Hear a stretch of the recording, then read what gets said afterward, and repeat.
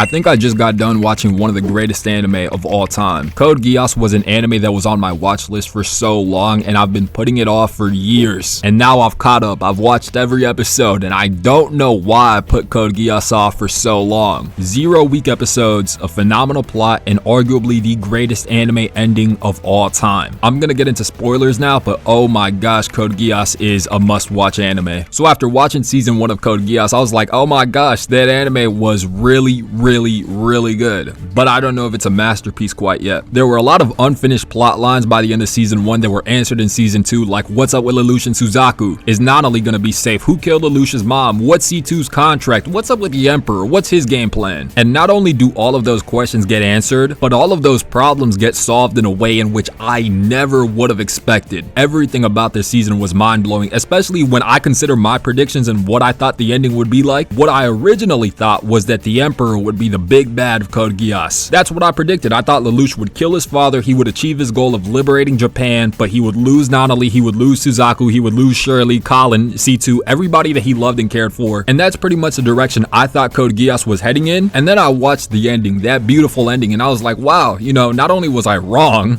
I was completely wrong. This is like 100% the complete opposite of what I said. I couldn't have been more wrong. Like, I couldn't have been more wrong if I tried. But I'll address the ending in due time. We'll get to it when we do. But first, I wanted to pick off where we left off by the end of season 1, because that first episode of Code Geass R2 was so confused. Lelouch has a brother. Okay, where did this guy come from? I was so confused, but I should have been confused, because the fact of the matter is Lelouch actually didn't have a brother. What had happened is that Suzaku captured Lelouch by the end of season 1, brought him to the Emperor, and the Emperor wiped his memory, and then he rewrote Lelouch's memory to add in some misinformation. So Rolo's like this federal agent whose sole mission is to spy on Lelouch while he's lost his memory and to report back if he ever regains his memory. And let me give you my thoughts on Rolo right now, because I absolutely hated Rolo when he was introduced. But then by the end of Code Geass, there was this beautiful moment with Rolo and he sacrifices himself, and oh my gosh, I still hate this guy. Okay, so Rolo's mission is to kill Lelouch if he ever regains his memory. Well, spoiler alert, he does, because C2 gives Lelouch his memory back. Lelouch plans on killing Rolo, but Rolo is a Geass user with the ability to mess with the victim's perception of time. So he's a killing machine. He basically has no human emotion whatsoever. All that matters to him is making sure that he completes the mission. I really don't like Rolo, but whatever. Lelouch keeps him around because the fact of the matter is Rolo does turn out to be useful later on, so whatever. But meanwhile, now that Lelouch has regained his memory, he starts back operations at Zero, right? Except now it's a little bit more difficult because he has to manage the fact that he has to pretend like he hasn't regained his memory and that this Zero is a completely different person. So here come precautionary measures to make sure that Lelouch has not regained his memory. And who else would it be other than Suzaku, the giant bootlicker? And he pulls off this stunt where we find out that Nanali is the viceroy, and he puts Nanali on the phone with Lelouch. If Lelouch acknowledges that Nanali exists, he's regained his memory. But if he doesn't, then he breaks Nanali's heart. Very cool, Suzaku. Honestly, very cool. Hey, I'm using your death and your crippled sister against you, and I'm gonna sit on my high horse and talk about how I'm so much better than you all. Anyways, this is where Rolo proves that he's useful for the first time and he stops time and whatever. But by this point, we've gained a lot of crucial information. However, I haven't mentioned the Black Knights, because with the resurgence of Zero, the Black Knights are kind of struggling, because for one, they don't know if this is the same Zero that they rallied behind, and number two, even if it is the same Zero that they rallied behind, you have to remember that Lelouch left them behind on that final battle because Nanali was captured. For his own selfish reasons, Lelouch left the Black Knights behind. And this skepticism boils over time up until, you know, the moment where they eventually do turn on Zero. Of course, they don't turn on Zero without Schneizel, and we'll get to Schneizel. And I think with all that crucial information out the way, we can talk about Nanali's first decision as Viceroy, which is to bring back the Special Zone. Zero managed to rally up over 1 million people. How did he do it? Well, semantics.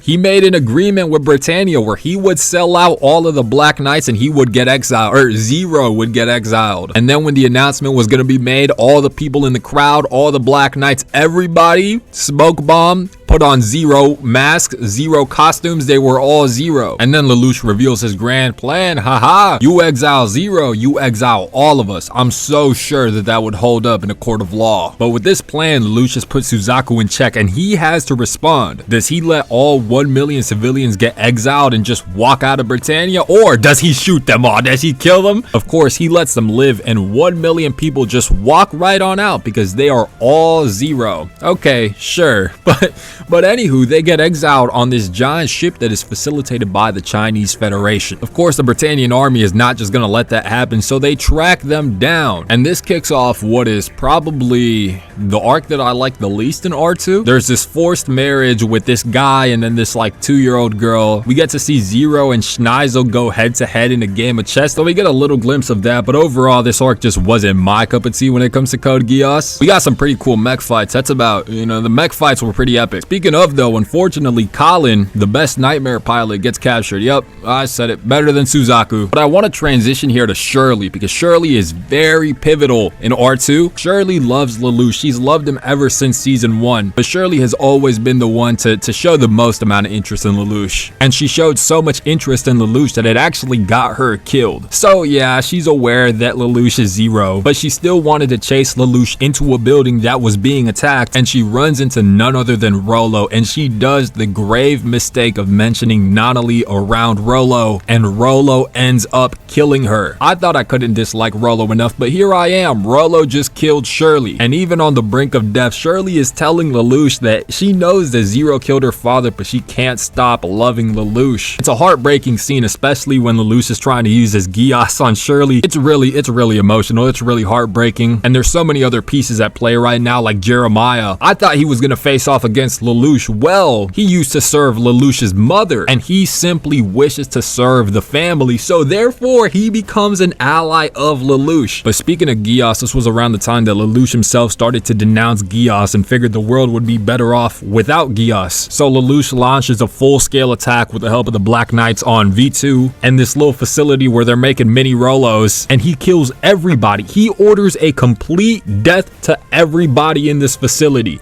Men, women, children. It reminded me a lot towards the beginning of Code Geass, literally episode 1, when Clovis ordered the complete erasure of the Shinjuku ghetto. It really makes you think, yeah, we're following Lelouch, he's the protagonist, he's the main character, but he's not much better, is he? Anywho, they track down V2 and they have this awesome fight with like a bunch of nightmares with V2, but turns out the Emperor has V2's code. V2 is the Emperor's older brother, however, he's no longer immortal like C2 is, because the Emperor has the code. Lelouch's father has his code, so Lelouch's father is the one that's immortal. And we find out during this time that C2's contract requires Lelouch to kill her, but when C2 realizes that the Emperor has the ability to kill her, then she turns on Lelouch, but Lelouch helps C2 realize that her real desire is not actually to be killed, but Lelouch made C2 a promise that he would bring her happiness and make her smile, and that ultimately made C2 change her mind. More so, I was just glad that I finally got an explanation as to what the terms of the contract were, but she ends up losing her memory. Anywho, this leads us to one of my least favorite moments, not least favorite moments in the series, but least favorite moments for Suzaku as a character, we'll say. Zero's on the screen being broadcasted to the world, gives one of his, trademark speeches, and we find out that the Emperor is not dead. Now that the Emperor knows that Lelouch is Zero, Lelouch realizes that Nonali is in danger, so he makes a call to his friend, Suzaku, and he says, Suzaku, can you keep Nonali safe? Take a wild guess what Suzaku, you've all seen Code Geass, so you all know what Suzaku said. He said,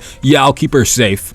On one condition. What do you mean on one condition? Anyways, his condition was to meet Lelouch one-on-one and have a chat, in which Suzaku asked Lelouch a series of questions, in which, obviously Lelouch lies. And it turns out that the conversation was not actually one-on-one and that Lelouch was being recorded, and then he gets apprehended. Well, he eventually manages to escape, and then my favorite episodes of Code Geass ensue. This is when this anime started getting into like peak territories, in my opinion. The fight above the Tokyo settlement where Suzaku is piloting the Lancelot and he has a flail. This is like an atomic bomb, and it really shows the horrors of war. And obviously Lelouch knows Suzaku, and even I know, Suzaku's not going to use this thing. But when Colin gets freed and she starts fighting Suzaku, she is on the verge of killing him. Guess what activates? The live command from season 1, and in a desperate attempt to live, Suzaku fires off the flare and everybody dies. Suzaku ends up killing millions of people, and Nanali is presumed one of them. Utter just jaw-dropping episode. 10 out of 10. Nobody is content with the use of the Flaya, not Suzaku, not Nina, who is now I am become deaf. The only one who's content is Schneizel, who then uses Flayas to execute his next chess move. With the presumed death of Nanali, of course, Lelouch is absolutely heartbroken. And it gets even worse because Schneizel, his ultimate chess move was to turn the Black Knights against Zero by exposing Lelouch to be the man behind the mask and showing off the incriminating audio recording. At this point, Lelouch has lost absolutely everybody except Rolo, who despite Lelouch snapping on Rolo and talking about how he wants to kill Rolo and how he hates him and how he never wants to see him again, Rolo saves Lelouch. And if you thought that was gonna get him some sympathy points, well,